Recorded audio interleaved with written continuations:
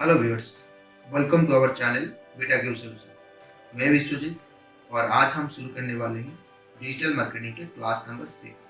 और आज के क्लास में हम डिस्कस करेंगे अबाउट सेल्स प्रमोशन के बारे में। आज का क्लास शुरू करने से पहले अगर आपने हमारे चैनल को अभी तक भी सब्सक्राइब नहीं किया है तो आज ही सब्सक्राइब कर लीजिए और पास में जो बेल का आइकन है उसे भी प्रेस कर लीजिए ताकि हमारे चैनल पे जो नए वीडियो अपलोड किए जाएंगे उसका नोटिफिकेशन आपको पहले मिल जाएगा। तो चलिए शुरू करते हैं आज का क्लास। आज के वीडियो में हम बात करेंगे सेल्स प्रमोशन के बारे में। सेल्स प्रमोशन होता क्या है?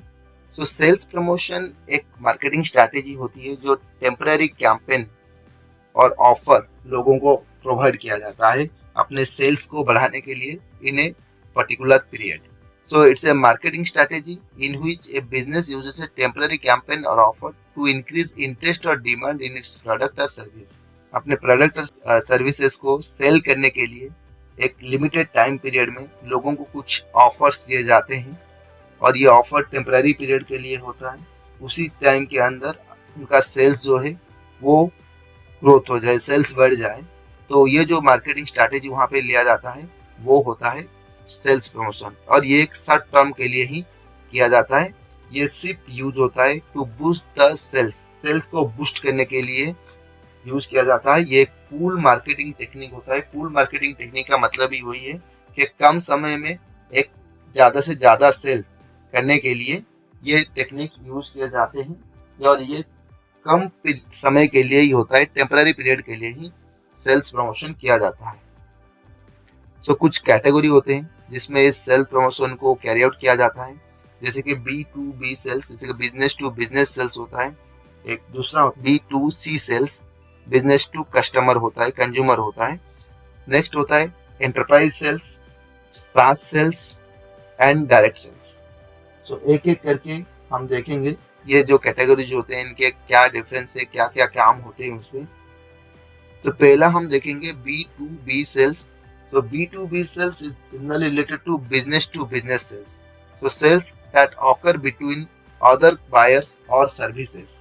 मतलब सेलर्स के बीच में जो होता है, जो ट्रांजैक्शंस वगैरह होते हैं, मतलब एक बायर अपना प्रोडक्ट सेल करने के लिए, सर्विसेज को सेल करने के लिए, तो वो दूसरे बायर्स पे भी उसको डिपेंड होना पड़ता है। जैसे कि सपोज मान लो कहीं पे कोई रॉ मटेरियल बना रहा है, रॉ मटेरियल खरीद रहा है, तो रॉ मटेरियल से वो अपना फिनिश गुड्स या एंड प्रोडक्ट बनाता है और उसे मार्केट में सेल करता है। तो जो रॉ मटेरियल वो खरीद रहा है, जिससे भी वो रॉ मटेरियल खरीदेगा, दैट इज अनदर बिजनेस। एक बिजनेस अपने बिजनेस से कुछ ट्रांजैक्शन कर रहा है ताकि वो अपना प्रोडक्ट बना सके और मार्केट में सेल्स कर सके। और उन दो बिजनेस के बीच में जो सेल्स होता है वो होता है B2B सेल्स। ये थोड़े बहुत कॉम्प्लेक्स होते हैं क्योंकि बिजनेस यहाँ पे इन्वॉल्वमेंट होते हैं, तो उनका कुछ कॉन्ट्रैक्ट होता है, टाइप होता है, एक्सचेंज भी होता है। ज़्यादातर तो मतलब ऐसा नहीं कि हमेशा मॉनिटरी ट्रांजैक्शन ही होता है, कुछ एक्सचेंज भी होते हैं। इन्वॉल्व मोर प्लेयर, ऐसा नहीं कि एक बिजनेस दूसरे बिजनेस से खरीद रहा है बस हो गया, नहीं, इसमें बहुत सारे प्लेयर्स जो हैं वो इन्वॉल्व होते हैं। बीच में थर्ड पार्टीज जो होते हैं कभी कभी आ जाते हैं सेल्स करने के लिए।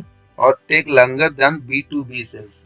बिजनेस टू कंज्यूमर जो सेल होता है उससे थोड़ा ज़्यादा टाइम चलता है क्योंकि ये एक ज़्यादा चलने वाला मतलब बिजनेस में होता है। तो जैसे कि मैंने कहा कि हमेशा मॉनिटरी ट्रांजैक्शन नहीं होता है, कभी कभी एक्सचेंज भी होते हैं प्रोडक्ट, कॉम्प्लेक्स भी होता है थोड़ा। इस वजह से ये लॉन्गर देन B2B सेल्स आता है। B2B सेल्स में क्या होता है, आप दुकान पे जाते हैं, पैसे देते हैं, कोई प्रोडक्ट खरीद के लेते हैं, तो आपका ट्रांजैक्शन वहाँ पे खत्म हो गया।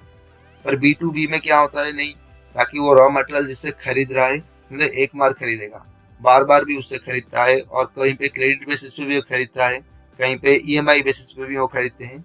जो ट्रांजैक्शन होता है, जो रिलेशनशिप होता है B2B का, वो थोड़ा लंबा होता है, मतलब इतना जल्दी खत्म नहीं होता जैसे B2C में होता है। कुछ टाइप्स होते हैं B2 सेल्स के, जैसे कि होता है सप्लाई सेल्स। सप्लाई सेल्स में क्या होता है, कुछ बिजनेस होते हैं जो अपना बिजनेस रन करने के लिए सर्विस प्रोडक्ट खरीदते हैं, जैसे कि ऑफिस सप्लायर्स हुआ, क्लीनिंग सप्लायर हुआ। सपोज कोई पे एजुकेशनल इंस्टीट्यूशन होता है, वो अपने कंपनी, अपने ऑर्गेनाइजेशंस के लिए कंप्यूटर्स खरीदते हैं, चेयर्स खरीदते हैं, टेबल्स खरीदते हैं और बुक्स खरीदते हैं। सो ये जो होता है वहाँ पे उन्होंने B2B डील्स किया हुआ है, बल्क अमाउंट में डीलिंग होता है। बट अपने बिजनेस को रन करने के लिए वो दूसरे बिजनेसेस से सर्विस खरीदते हैं। यहाँ पे जो खरीदता है वो प्रोडक्ट किसी को बेचता नहीं, वो यूजेस करने के लिए, अपना खुद का यूज करने के लिए वो खरीदता है। ये होता है सप्लाई सेल्स। दूसरा होता है डिस्ट्रीब्यूशन सेल्स। यहाँ पे क्या होते हैं, कुछ बिजनेसेस होते हैं जो डिस्ट्रीब्यूटर से या वेंडर से अपना प्रोडक्ट खरीदते हैं और उसी प्रोडक्ट को लोगों तक, मतलब कस्टमर्स तक, कंज्यूमर तक वो भेज देते हैं। जैसे कि ग्रोसरीज होता है, फार्मास्यूटिकल्स होते हैं। तो यहाँ पे क्या होता है, business sell products to distributors who will then sell them same product to consumer।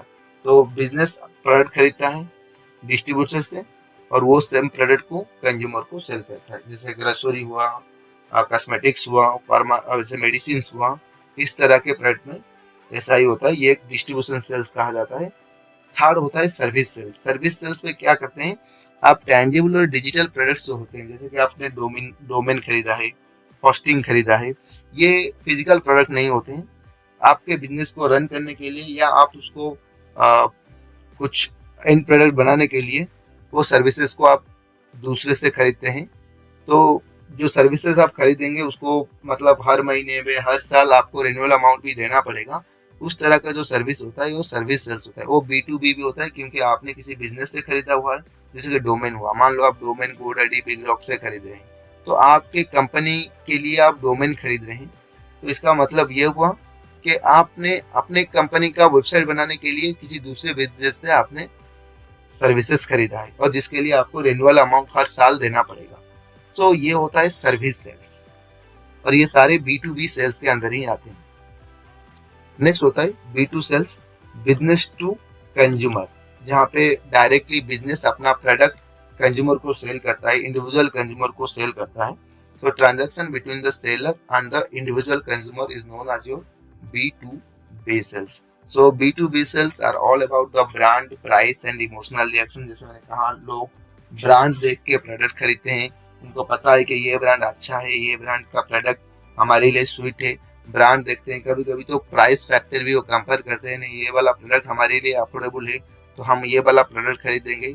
और कहीं कहीं पे लोगों का इमोशनल रिएक्शन होता है, तो जैसे कि वो इमोशनली अटैच होते हैं किसी प्रोडक्ट से। प्रोडक्ट अवेलेबल हो या ना हो, कहीं पे जहाँ पे अवेलेबल हो वो वहीं पे ही खरीदेंगे। तो जितना भी प्राइस हो, प्राइस जितना अच्छा हो, कंपटीटर से ज़्यादा प्राइस हो, तब भी वो प्रोडक्ट खरीदेंगे। ये इमोशनल रिएक्शन होता है कस्टमर्स का उन प्रोडक्ट के साथ, उन ब्रांड के साथ। ये तीनों फैक्टर्स जो होते हैं B2C में कंसिडर होते हैं। बट B2B B2C में डिफरेंस यही है कि अप्रोच टू बायर्स, यहाँ पे बायर्स को अप्रोच करना, दोनों में डिफरेंस है। क्योंकि B2B में एक बिजनेस दूसरे बिजनेस को अप्रोच करता है, सो उसका जो मेथड्स होता है, स्ट्रैटेजी होता है, वो अलग होता है। पर B2C में क्या होता है, बायर्स कंज्यूमर को, कस्टमर को अप्रोच करता है। वहाँ पे भी मेथड्स जो अप्रोच करना होता है, ये दोनों जगह पे अलग होते हैं। सो डिफरेंस यही है B2B B2C में। बट बायर्स को अप्रोच करना, ये यहाँ पे दोनों अलग होते हैं।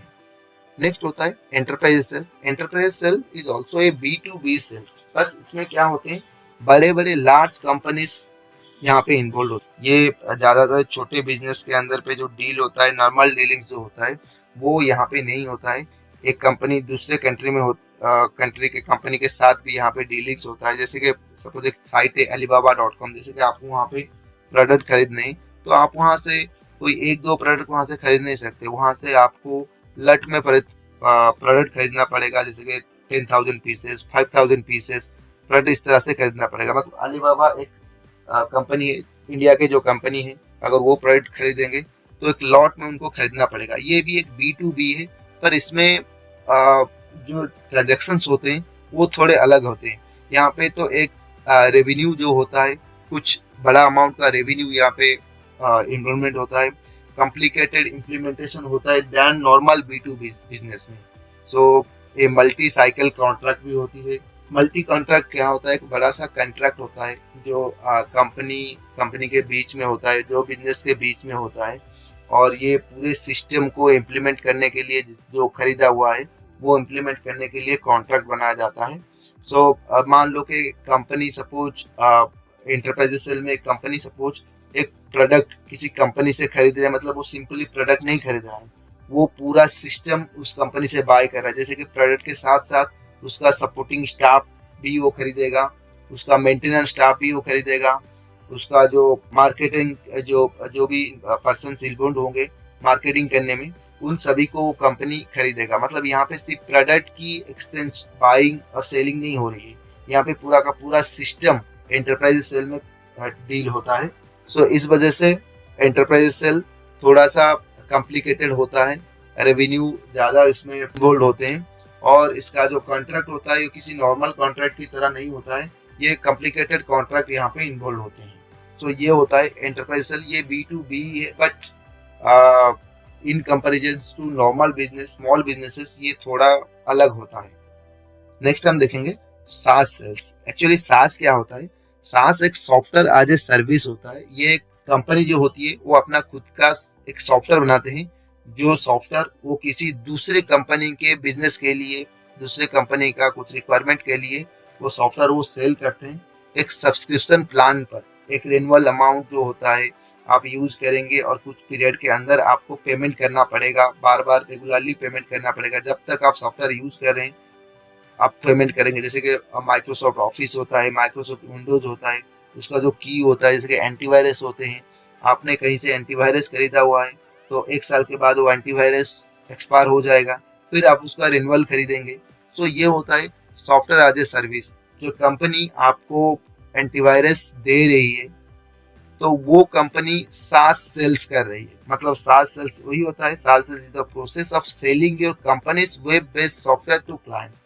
कंपनी एक सॉफ्टवेयर बनाया है और उस सॉफ्टवेयर को आपको बेचा हुआ है, जिसका सब्सक्रिप्शन भी वो ले रहा है एक पीरियड बेसिस में।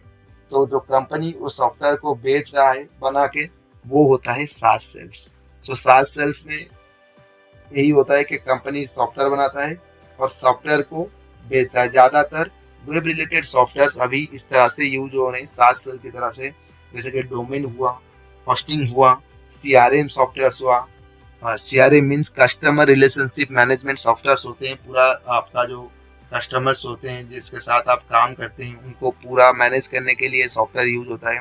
जैसे कि आप बिजनेस ईमेल आईडी हुआ जो खरीदते हैं आप, ये सारे जो होते हैं सास सेल्स के अंदर होते हैं। किसी कंपनी से आप, जो भी कंपनी होता है उसने बनाया होता है और आपको इस सब्सक्रिप्शन प्लान पे आपको बेचते हैं। तो ये होता है सास सेल्स। नेक्स्ट होता है direct selling. So direct selling में क्या होता है? बहुत सारे मेथड्स इन्वॉल्व होते हैं डायरेक्ट सेलिंग में। पहला होता है DTC method, direct to consumer method. इसमें क्या होता है, जो प्रोडक्ट के क्रिएटर होते हैं वो डायरेक्टली अपना प्रोडक्ट कस्टमर को बेच देते हैं। मतलब मैन्युफैक्चरर डायरेक्ट कस्टमर को अपना प्रोडक्ट बेचता है। और इस तरह के काम कौन करते हैं? छोटे छोटे बिजनेस ओनर्स करते हैं, और कोई आर्टिस्ट होते हैं जो अपना खुद का कुछ वीडियोस वगैरह बनाते हैं, कस्टमर्स को सेल कर देते हैं।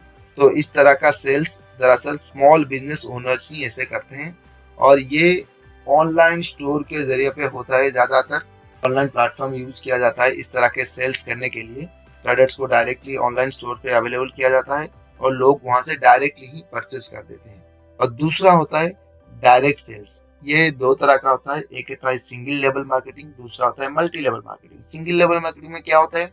सो यहाँ पे जो सेलर्स होते हैं वो अपने प्रोडक्ट डायरेक्ट पेरेंट ऑर्गेनाइजेशन से खरीदते हैं और उसे कस्टमर्स को बेच देते हैं।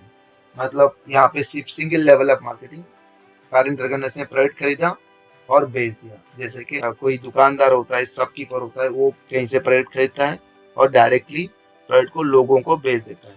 पर मल्टी लेवल मार्केटिंग में क्या होता है, यहाँ पे सेलर्स क्या करते हैं, प्रोडक्ट तो खरीदते हैं, लोगों को भी बेचते हैं और मतलब रीसेलिंग भी करवाते हैं। जैसे कि वो खुद भी अपना प्रोडक्ट लोगों को बेचते हैं और चाहे तो किसी और भी दुकानदार को प्रोडक्ट सेल करते हैं। ज़्यादातर डिस्ट्रीब्यूटर्स जो होते हैं वो अपना खुद का भी दुकान करते हैं ताकि कस्टमर को बेच सकें, और दूसरे जो बिजनेस होते हैं उनको भी सेल्स करते हैं।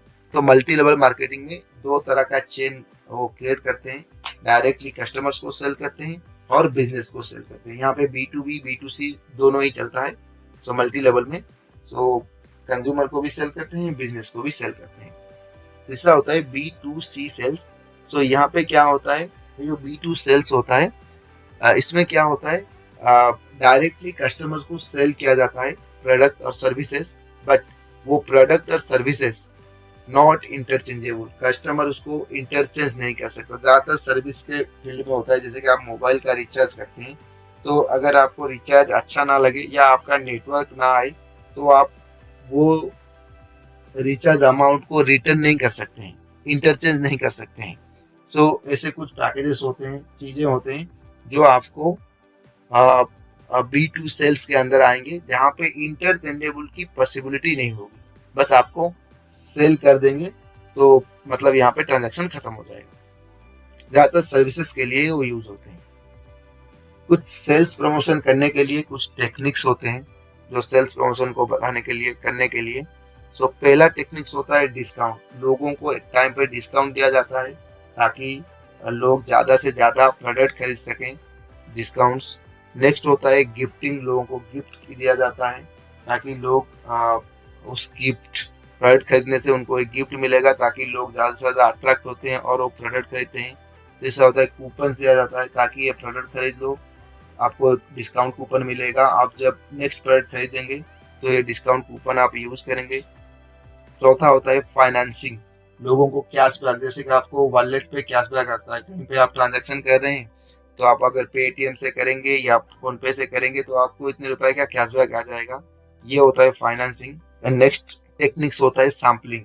आपको सैंपल्स दिए जाते हैं, आप सैंपल्स को चेक करो, अगर अच्छा लगा तो आप प्रोडक्ट खरीदो। नेक्स्ट होता है बंडलिंग, जैसे by one get one free. तो एक प्रोडक्ट खरीद लो उसके साथ और एक मिल जाएगा, या 4 प्रोडक्ट खरीद लो उसके साथ एक फ्री में मिल जाएगा। सो बंडलिंग। नेक्स्ट होता है कॉन्टेस्ट। कहीं पे इसे कॉन्टेस्ट किया जाता है, जो कॉन्टेस्ट के विनर होते हैं उनको कुछ प्राइज गिफ्ट। हमारा प्रोडक्ट खरीद लो, आप कॉन्टेस्ट में ऑटोमेटिकली पार्टिसिपेट करोगे, तो आप कॉन्टेस्ट में अगर विनर हो गए, आपको ये वाला गिफ्ट आपको मिलेगा। नेक्स्ट होता है रिफंड एंड रिबेट। रिफंड होता है अगर आप कुछ खरीदते हो तो पूरा अमाउंट देते हो, और जब प्रोडक्ट को यूज करोगे तो कुछ रिफंड अमाउंट आपको मिल जाएगा, या फिर नेक्स्ट प्रोडक्ट से आपको रिबेट मिल जाएगा। सो रिफंड एंड रिबेट। नेक्स्ट होता है फ्री ट्रायल्स। आपको दिया जाता है कि 30 डेज यूज करो, अगर अच्छा ना लगे तो आप प्रोडक्ट रिटर्न भी कर सकते हो, फ्री ट्रायल्स। नेक्स्ट होता है एक्सचेंज ऑफर। आपके पास अगर पुराना है या उस तरह का कुछ रिलेटेड प्रोडक्ट है, आप लाओ, एक्सचेंज करो, उस एक्सचेंज प्रोडक्ट पे आपको कुछ डिस्काउंट मिलेगा, नए प्रोडक्ट पे आप वो वाला ले लोगे। ये वाला भी सेल्स प्रमोशन टेक्निक्स होता है। नेक्स्ट होता है ईमेल मार्केटिंग। आपको एक ईमेल पे एक लिंक जाएगा, बोला जाएगा कि ये लिंक पे जाओ, आपका डिटेल कंप्लीट कर दो, और आपको इसमें से कुछ जो आप खरीद करोगे तो आपको एक डिस्काउंट कूपन मिलेगा या कुछ ऑफर्स मिलेगा। इस तरह का ईमेल मार्केटिंग भी होता है, सेल्स प्रमोशन ट्रिक्स। नेक्स्ट होता है एग्जीबिशन। एग्जीबिशंस और ट्रेड शो थोड़ा सा डिफरेंट है इसमें। एग्जीबिशंस कभी कभी फ्री एग्जीबिशंस हुए होते हैं, पेड एग्जीबिशंस भी होते हैं, जैसे फ्लावर एग्जीबिशंस होते हैं। यहाँ पे कुछ सेल्स किया नहीं जाता, यहाँ पे प्रमोशन के लिए सेल्स प्रमोशन करने के लिए एग्जीबिशंस होते हैं।